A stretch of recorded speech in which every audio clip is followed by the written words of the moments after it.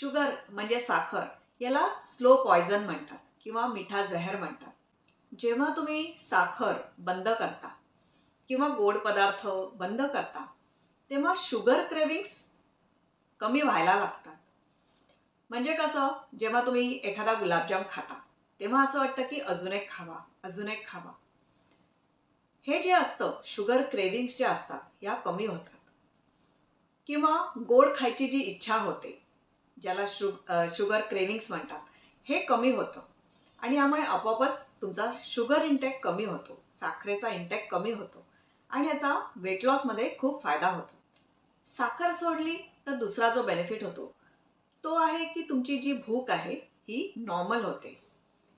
जी extra भूक लागत असते किंवा सारखी सारखी भूक लागत असते ही नॉर्मल होते आणि याच्यामुळे अर्थातच तुम्ही लिमिटेड खाता, जेवढं जरुरी आहे तेवढंच खाता आणि याच्यामुळे पुन्हा वेट लॉस होत असतं.